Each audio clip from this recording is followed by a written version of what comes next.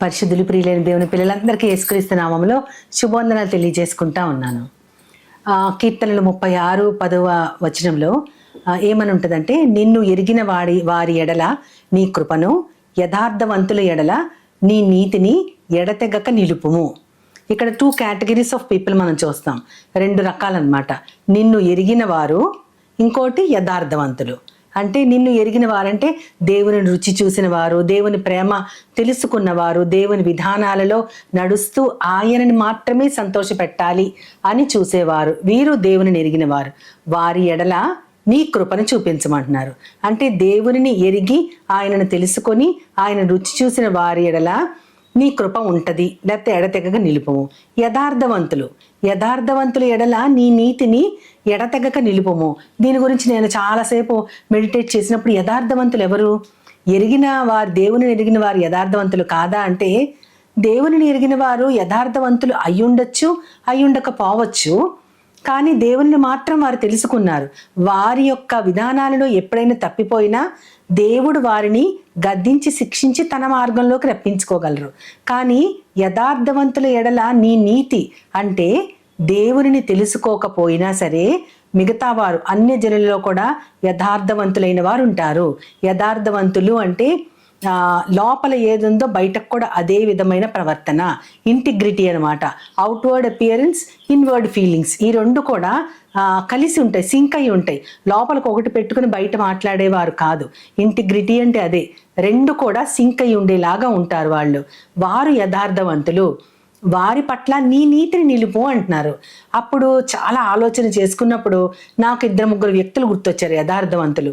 ఆ యథార్థవంతుల కేటగిరీని తర్వాత చూద్దాం. మనం ముందు దేవుని ఎరిగిన వారి ఎడల ఆయన కృప ఎలా ఉంది అని చూసుకుంటే గనక, మనము దావీదు గారు తెలుసు మనకి.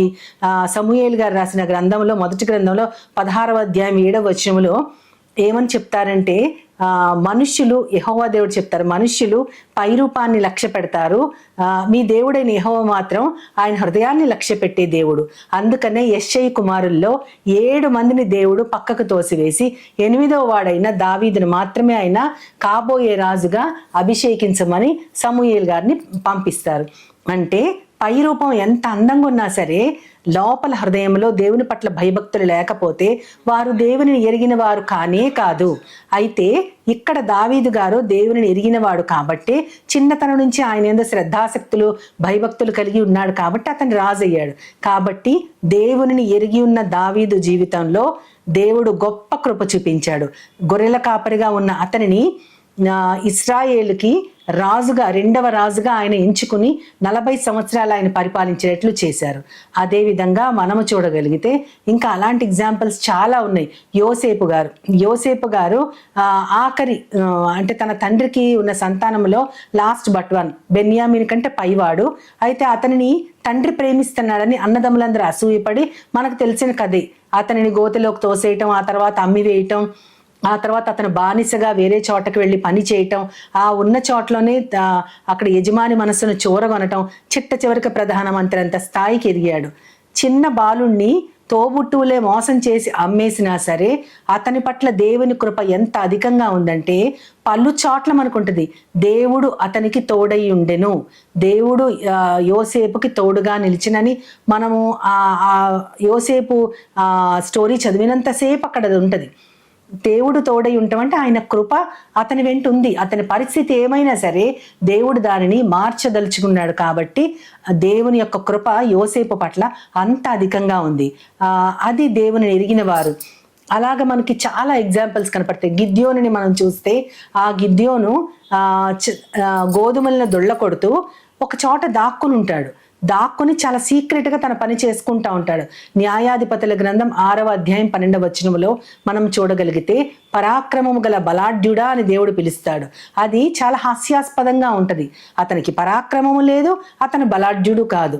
అయితే ఇప్పుడు ప్రస్తుతం అతను దాక్కుని అంటే శత్రురాజులు క్యాప్చర్ చేసిన ఆ యొక్క ప్రదేశంలో అతను వాళ్ళ కంట పడకుండా ఇశ్రాయేలీలు దాక్కునున్నప్పుడు, ఇశ్రాయేలీల్ని కాపాడటానికి, విమోచించడానికి గిద్యోనుని పేరు పెట్టి పిలిచాడు దేవుడు. ఏమని? గిద్యోను, నువ్వు రా బయటికి, నువ్వు ఈ పని చెయ్యాలి అని పిలవలేదు. పరాక్రమము గల బలాఢ్యుడా అంటే రాబోయే కాలంలో ఫ్యూచర్లో అతను ఏ పని చేయబోతాడో అదంతా దేవుడు ముందుగానే ఆయన ప్రణాళికలో ఉంది.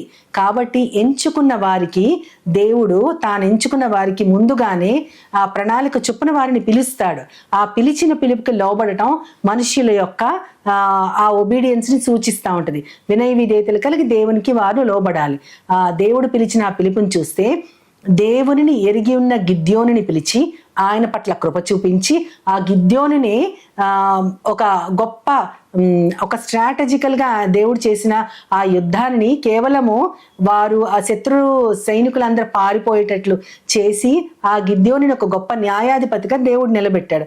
అది కృప కలిగి ఉంటాం. అంటే దేవునిని ఎరిగిన వారి పట్ల ఆయన కృప అంత అధికంగా ఉంటుంది.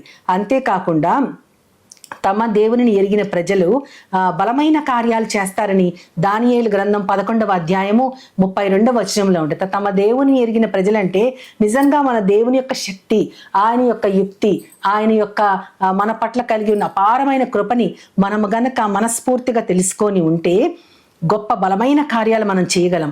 కానీ ఈనాడు క్రైస్తవ సమాజం ఎలా ఉందంటే అటు ఇటు అంటే లోకానుసారముగా సమాజంలో జరిగేటటువంటి దాడులకు భయపడిపోయి ఎక్కడ వారక్కడ అంటే కొంచెం దాక్కునుండే పరిస్థితులు, బయటకు వచ్చినప్పుడు కొంత వేషధారితనంతో దేవుని ఎరిగి ఎరగనట్లుగా ఎవరైనా గట్టిగా ప్రశ్నిస్తే మాకు తెలియదు అనేటట్లుగా వారి యొక్క విశ్వాసము చాలా బలహీనంగా ఉంది. కానీ మన దేవుని యొక్క కార్యాలు, ఆయన శక్తి తెలిస్తే మనం బలమైన కార్యాలు చేయగలము.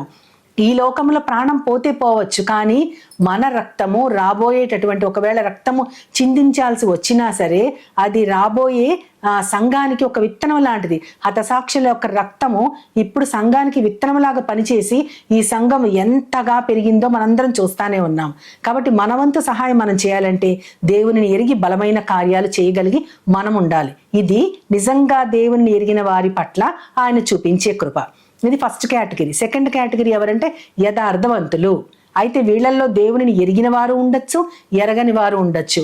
మనము ఆల్రెడీ ఎరిగిన వారి గురించి మాట్లాడుకున్నాం కాబట్టి యథార్థవంతులైన వారు దేవునిని తెలియని అన్యజనులు. వాళ్ళకి దేవుడి నీతి ఉంటుందంట. దేవుని నీతి వాళ్ళ పట్ల ఎడతెగగా నిలుస్తుందంట. మనం అనుకుంటాం మన దేవుని యొక్క నీతిని మనకి ఆయన వస్త్రంగా కప్పారు, కవచంగా కప్పారు, మనకి నీతి లేదు కాబట్టి దేవుని నీతిని ఆధారం చేసుకుని మనము కృపా సింహాసనాన్ని మనము అప్పుడు చూడొచ్చు, దేవుని మనం ఎదుర్కోవచ్చని మనం అనుకుంటున్నాం. కానీ ఆయనని తెలియని ప్రజలలో కూడా యథార్థవంతులు ఉంటారు. అంటే చాలా నీతి కలిగి ఉంటారు. వాళ్ళ పట్ల దేవుని నీతి ఎడతెగక ఉంటదంట. అలాంటి వారు మనకి బైబిల్ గ్రంథంలో ఉన్నారా అంటే ఉన్నారు. కొర్నేలి గారిని చూడొచ్చు. ఆయనకి దేవుని గురించి తెలియదు, అయినా సరే ఆయన ప్రార్థనలు, ధర్మకార్యాలు దేవుని సన్నిధికి చేరాయి కాబట్టి నీ ప్రార్థనలు, దేవదూత కనపడి కొర్నేలికి చెప్తారు, నీ ప్రార్థనలు, ధర్మకార్యాలు దేవుని సన్నిధిలో జ్ఞాపకము చేయబడినవి అని చెప్తారు. అంటే దేవుని యేసుక్రీస్తును గురించినటువంటి వార్త కొర్నేలికి తెలియదు. ఆయన మాత్రమే రక్షకుడు, ఆయన ద్వారా మాత్రమే దేవుని చేరుకోగలము అన్న విషయం కొర్నేలికి తెలియదు. అయినా సరే దేవుడు ఇంటర్ఫియర్ అయ్యి ఆయన జోక్యం చేసుకుని ఆయన యథార్థవంతుడు కాబట్టి ఒక్క రోజులోనే తన సేవకుడిని పంపించి కొర్నేలి తన కుటుంబం, తన బంధుమిత్రులందరూ, తన పరివారం అంతా ఉంటుంది అక్కడ. వారందరూ కూడా, అంటే అతను సెంచూరియన్, అతను ఒక శతాధిపతి. ఆయన తన యొక్క జనాంగం అంతటికి కూడా దేవుని యొక్క వార్తని తెలిపి ఒక్క రోజులోనే వారందరూ బాప్తిస్మం తీసుకుంటారు. అది నిజమైన యథార్థవంతుల లక్షణము. ఆ యథార్థవంతుడు కాబట్టి దేవుడు జోక్యం చేసుకుని ఆయనని తన బిడ్డగా చేసుకున్నారు. ఆయన మాత్రమే కాదు, ఆయన కుటుంబం, ఆయన పరివారం అంతా కూడా రక్షించబడింది. యథార్థవంతులకి దేవుని నీతి ఎడతెగకుండా ఉంటది. ఎడతెగకుండా అంటే కంటిన్యూస్గా ఆయన యొక్క నీతి నిలిచి ఉంది. కాబట్టి కొర్నేలి తన పరివారం అంతా కూడా రక్షించబడ్డారు. దేవుని బిడ్డలుగా వారు కూడా చేర్చుకోబడ్డారు. ఇది ఎంత గొప్ప ఎగ్జాంపుల్. ఆ తర్వాత మనం చూడగలిగితే సిరియా సైన్యాధిపతి అయిన నయమాను, ఆయనకి ఇశ్రాయేలు దేవుడు తెలియదు, కానీ ఆయన ఒక ఒప్పుకోలు చేస్తాడు. మనం చూడగలిగితే రాజుల గ్రంథంలో 5వ అధ్యాయం 15వ వచనంలో అతను ఏమంటాడే, ఇశ్రాయేలు దేవుడే నిజమైన దేవుడు. ఎందుకంటే ఆయన ఎలీషా దగ్గరికి వచ్చినప్పుడు ఎలీషాకి లోబడి యోర్దాను నదిలో 7 సార్లు మునగగానే ఆయనకున్న కుష్ఠవ్యాధి మొత్తం పోతుంది. అంటే ఆయనకు ఆ దేవుడు ఎవరో తెలియదు, కానీ తన ఇంట్లో పనిచేసే బానిస పిల్ల అయినటువంటి ఒక చిన్న యూదురాలైనటువంటి ఆ బిడ్డ ద్వారా ఇక్కడ జరిగేటటువంటి విషయాలు తెలుసుకొని ప్రవక్త దగ్గరికి వెళ్ళమని ఆయన ఆ పిల్ల చేత చెప్పబడి ఇక్కడ ఈ దేశానికి వచ్చి అక్కడ ప్రవక్తని చూసినప్పుడు ఆ ప్రవక్త 7 సార్లు మునగనప్పుడు ఆయన వినయ విధేయతలతో 7 సార్లు మునిగి తనకున్నటువంటి అనారోగ్యాన్ని కూడా పోగొట్టుకున్న నయమాను. ఆయన ఇచ్చిన గొప్ప సాక్ష్యం, ఇశ్రాయేలు దేవుడే నిజమైన దేవుడు అని ఆయన ఇచ్చినటువంటి సాక్ష్యం ఎంత గొప్పది. ఆయన కూడా యథార్థవంతుడు కాబట్టి దేవుని నీతి ఆయన పట్ల నిలిచి ఎడతెగకుండా ఉంది. ఆయన అనారోగ్యం మాత్రమే పోగొట్టుకోవడం కాదు, అక్కడ చెప్పబడిన విషయం ఇంకోటి ఉంది.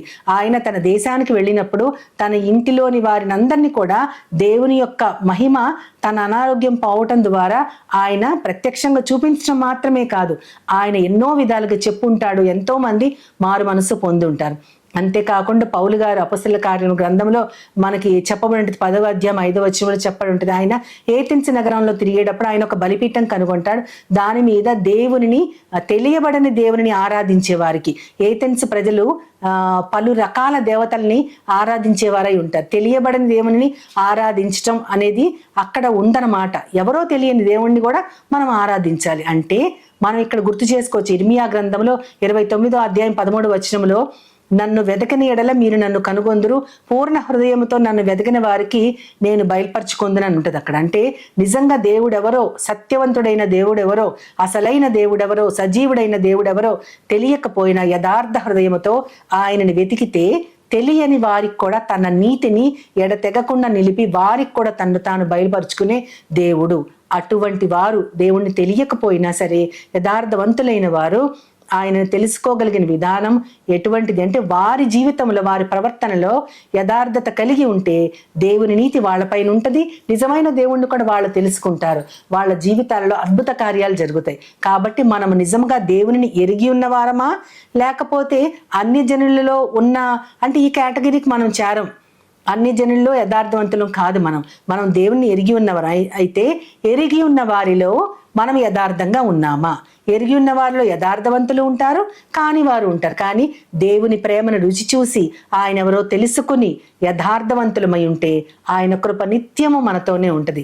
ఆయన కృపని మించిన గొప్ప సంపద, గొప్ప ఆదరణ, గొప్ప శాంతి సమాధానం ఈ లోకములో ఎక్కడా లేదు.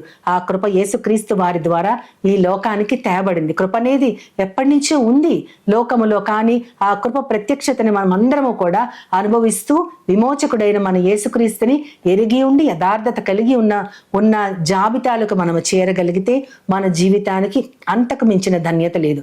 అట్టి ధన్యతనిచ్చిన యేసుక్రీస్తు వారిని స్తుతిస్తూ చిన్న ప్రార్థన చేస్తూ ఆయన సహాయాన్ని కోరుకుందాం. మహోన్నతుడా, మహాపరిశుద్రమైన ప్రియ పరలోకపు తండ్రి, నాయన మేము చూసాం తండ్రి, నిన్ను ఎరిగి ఉన్న వారమైన మేము, అన్ని జనుల్లో యథార్థవంతులు, ఈ 2 కేటగిరీస్ మీరు చూపించారు.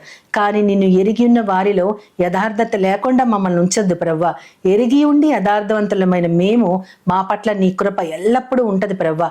అటువంటి వారిగా మేము ఉండగలిగినట్లు అనేక మంది భక్తుల్ని మా ముందు పెట్టారు ప్రవ్వా. దావీదు మహారాజ్ గారు, యోసేపు గారు, అదే విధంగా ప్రవ్వా దానియేలు గారు, ఇంకా ప్రవ్వా అనేక మంది ఉన్నారు తండ్రి. వారందరిని చూసి మేము కూడా నీ కృప మాకు సరిపోతుందని పౌలు గారిలాగా చెప్పి ఆ కృపను మేము అనుభవించగలిగినట్లు నన్ను మమ్మల్ని అందరినీ కూడా నీ పాదాల వద్ద పెట్టుకుంటూ నీ ప్రియకుమారుడు నా ప్రియ ప్రభువైన యేసుక్రీస్తు వారి ద్వారా కోరి ప్రార్థిస్తున్నాను పరమ తండ్రి. ఆమేన్, ఆమేన్, ఆమేన్. వందనాలు. As Jesus now is always near with open arms, he's always